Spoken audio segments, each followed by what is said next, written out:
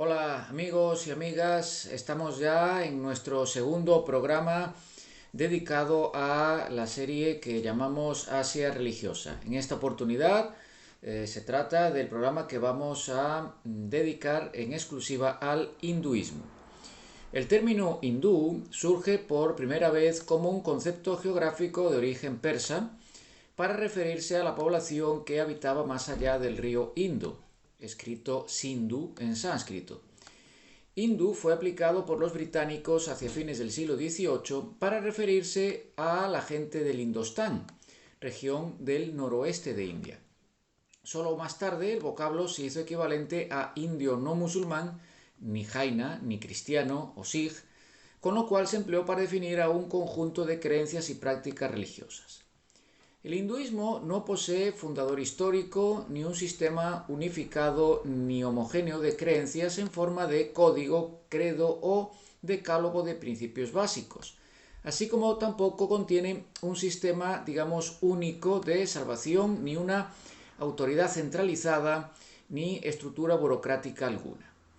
Aunque en muchas ocasiones se caracteriza al hinduismo como politeísta, dada la proliferación de innumerables divinidades que constituyen objetos de adoración, lo cierto es que tales dioses no dejan de ser facetas o manifestaciones mismas del poder sagrado, que es uno.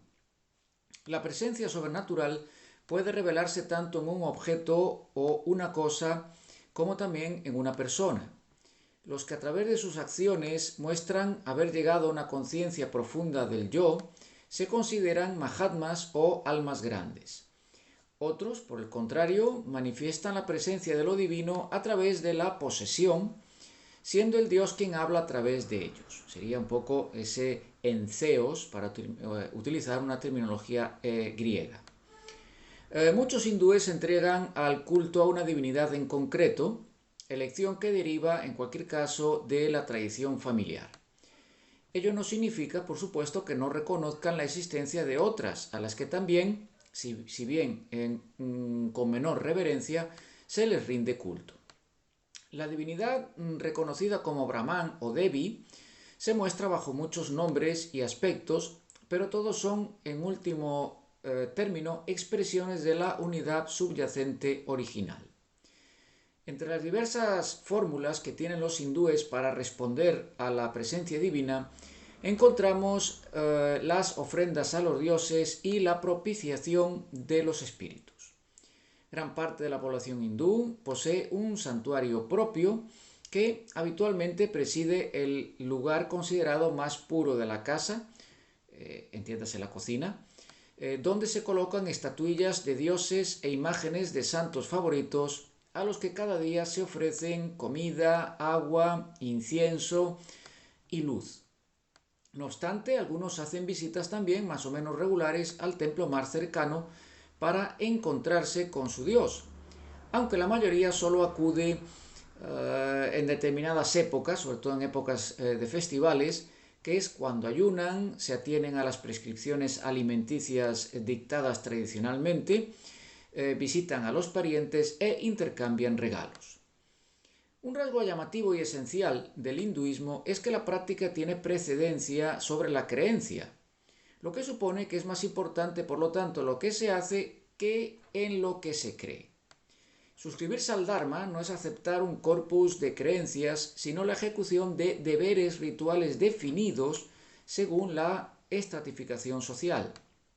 Los límites de lo que pueden o no pueden hacer un hindú o un grupo de hindúes vienen determinados por el grupo social endogámico al que pertenece, por lo tanto, a su casta, configurada en función de un orden jerárquico y también por el sexo. El comportamiento, expresado según valores y estructuras hindúes, precede pues a las creencias, podemos decir. Lo que convierte a una persona en hinduista son las prácticas rituales que llevan a cabo y las reglas a las que se le somete, por lo tanto, en definitiva, lo que hace. En este sentido, los quehaceres obligatorios del cabeza de familia Brahman serían los siguientes. La deuda respecto de los sabios, por los estudios védicos recibidos como alumno célibe. La deuda ritual en referencia a los dioses o devas como patrón familiar, y también la deuda de sangre que consiste en engendrar hijos para efectuar las ofrendas funerarias a los antepasados. El hinduismo tuvo orígenes múltiples, procedentes de tradiciones diferentes, como las tradiciones de la ortopraxis brahmánica, las de los renunciantes y aquellas populares o, llamémosle también, locales, si bien ha sido la ortopraxis brahmánica la que ha ejercido el rol de ideología maestra. Dentro de estas tradiciones brahmánicas existen tres particularmente relevantes en la autorrepresentación hindú. Estas tres serían las siguientes: las tradiciones Vaisnava, orientadas hacia el dios Vishnu y sus diversas encarnaciones o avatares, entiéndase sobre todo Rama, Kalki o Krishna; las tradiciones Saiva, orientadas hacia la deidad Shiva; y aquellas denominadas Shakta, es decir, dirigidas a la diosa o Devi.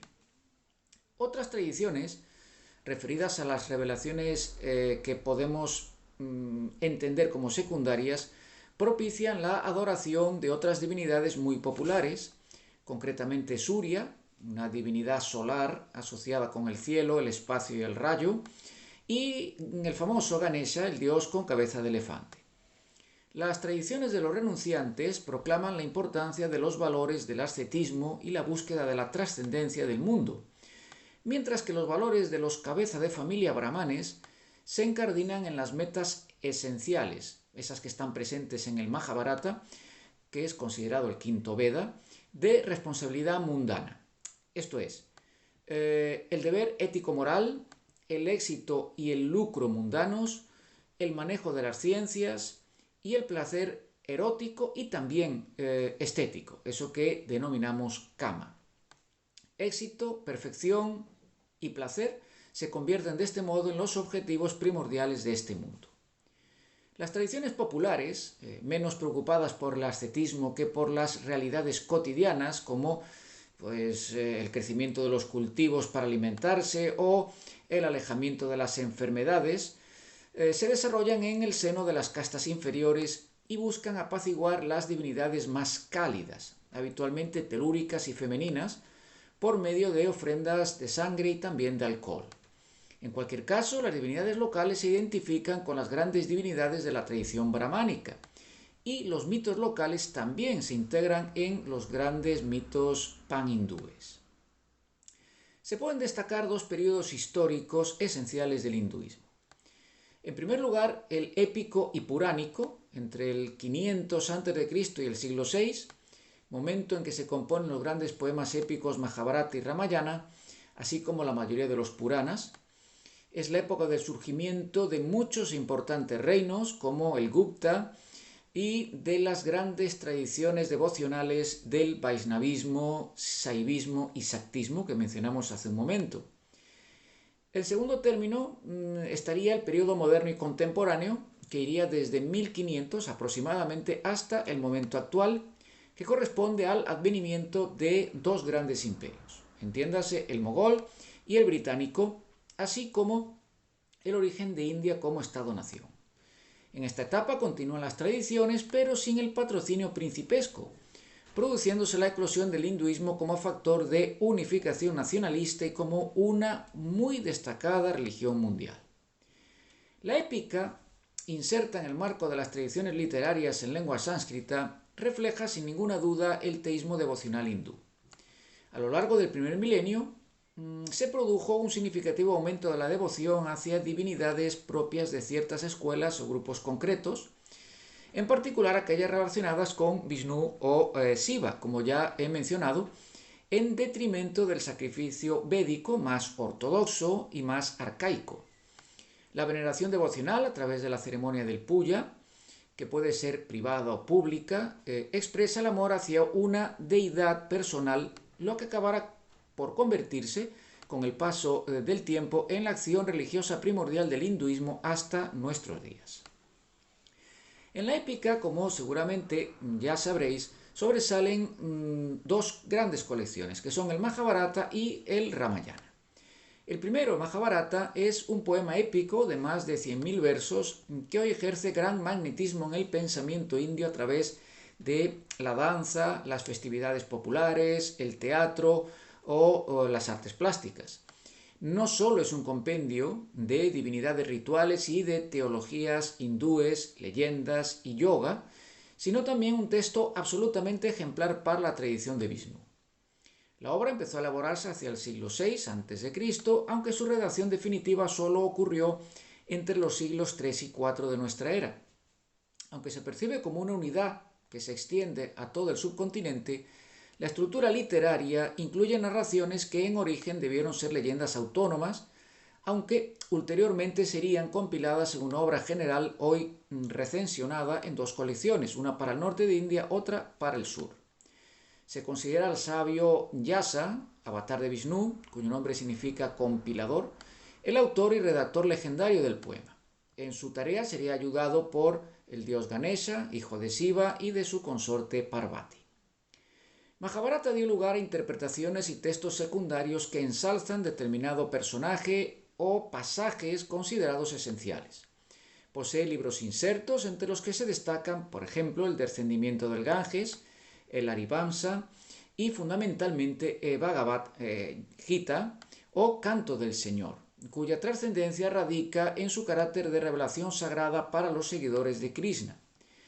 Este último, un texto esencial para la devoción y filosofía del Vedanta, debate a través de un diálogo entre Arjuna y su cochero, en realidad Krishna disfrazado, sobre la inmortalidad del alma frente a la corporal, así como de la necesidad de no desperdiciar los frutos de las buenas acciones karmáticas. El origen de Mahabharata se encuentra entre la aristocracia satriya, de modo que en el poema se perciben diferentes niveles de significados que transitan entre las metáforas de los combates épicos en el nivel humano y aquellas del conflicto entre el yo inferior y superior en el plano trascendente del mundo material y fenoménico. Cuando los brahmanes se apropiaron de la trama argumental, el poema se convirtió en una enciclopedia religiosa llena de dioses consejeros y también en el quinto Veda que mencionaba hace un momento, puesto que explica en detalles aquellos aspectos socio-rituales fundamentales para el hindú. La historia que narra puede remontarse al siglo X-IX antes de la era y ubicarse geográficamente en la llanura del Ganges, en donde el rey de la localidad de Hastinapura, es decir, Delhi, divide el territorio ante las disputas por el derecho al trono entre dos clanes emparentados, aunque rivales, los Pandava y los Kaurava. Tras un destierro de los primeros, que pierden el reino en una partida de ajedrez, y ante la negativa de los últimos en devolverlo, pues se produce una gran batalla durante 18 días que acaba instituyendo al nuevo soberano, de los Pandava por supuesto, como monarca del mundo. Ramayana, por su parte, se fundamenta en la presencia y acciones de un heroico rey transformado en divinidad que vive una historia de amor principesca y moralizante con un carácter de divina revelación. Los dos protagonistas principales, Rama, un avatar de Vishnu, y representante como encarnación solar de la ley cósmica, y Sita, su esposa, representan el alma universal e individual respectivamente. Ramayana recoge material legendario y tradicional muy antiguo y probablemente oral. Sus casi 25.000 versos son atribuidos a un único y legendario autor llamado Valmiki, cuya leyenda lo muestra como un personaje de casta inferior dedicado al bandidaje en su juventud, pero que posteriormente fue recuperado como una persona reflexiva y purificada. Esta gesta épica, repleta de leyendas, ha sido catalogada como un triunfo del bien sobre el mal y del orden sobre el caos, así como un ejemplo palpable de justicia y de estado utópico. Desde un punto de vista histórico, el conflicto entre Rama y el demonio Ravana, de la isla de Lanka, es decir, de Sri Lanka, antigua Ceilán, cumbre de la narración, sería el equivalente a una descripción de las luchas locales entre agricultores sedentarios del valle del Ganges y las sociedades cazadoras y recolectoras montañesas más primitivas. Rama y Sita son los paradigmas ideales del papel que cada sexo juega en las parejas hindúes, de manera muy clara, muy definitoria. Él, honrado, valiente, responsable de sus deberes éticos y dedicado a su esposa, mientras que ella, modesta, virtuosa, recatada, ofrecida de lleno, por supuesto, a su marido y señor. La aventura descrita en Ramayana comienza con el matrimonio de Rama, heredero del reino de Ayodhya, en Uttar Pradesh, y la princesa Sita.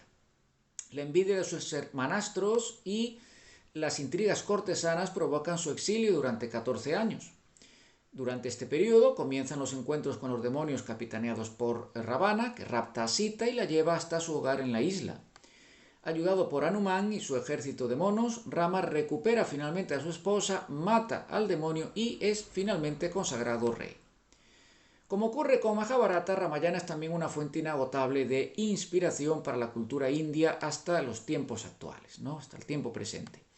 Pues muchos textos dramáticos, musicales y poéticos utilizan pasajes selectos del poema. Además, un gran número de danzas en honor del héroe principal, como las ofrecidas por ejemplo en el festival Ram Lila, así como procesiones de distinta índole, están adaptadas de la epopeya. Ambos textos siguen hoy desempeñando un papel absolutamente destacado, fundamental en el hinduismo moderno, y perviven como una tradición oral que se recita en muchas poblaciones de India. En el siglo XIX, el hinduismo encarnó los valores nacionalistas de un pueblo en busca de su independencia, consolidando algunas de las ideas esbozadas por las más relevantes figuras del nacionalismo hindú, como el caso de Tilak o el más conocido quizá de Gandhi. En términos generales, el hinduismo es entendido en Occidente básicamente como un sistema religioso, definido en consecuencia como un sistema unificado, aunque algunos defienden la existencia de una multiplicidad de tradiciones hindúes, llegando a hablar de muchos y hasta variados hinduismos, aunque todos ellos sustentados en un sustrato textual y ritual común, tradicional y venerable. Muchos lo defienden como la tradición eterna, en referencia a la idea de que el origen de la religión va más allá de la historia del hombre, que las verdades sobre las que se levanta son fruto de la revelación divina y han sido recogidas y conservadas a través de los siglos en el Veda, la literatura Shruti o revelada por excelencia. Podemos concluir diciendo que el hinduismo, por lo tanto, es un desarrollo de la cultura indoaria, pero de una manera dinámica, habiendo sufrido la influencia y a la par habiendo influido en las culturas no arias de India, es decir, aquellas que se llaman dravídicas, y en las culturas tribales de carácter local.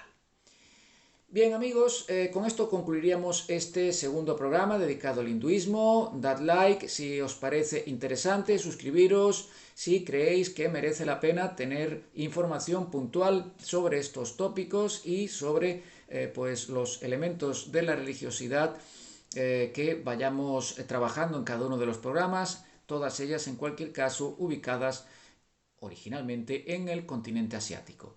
Sin otra consideración que hacer, os emplazo para el siguiente programa donde entraremos a hablar ya del budismo.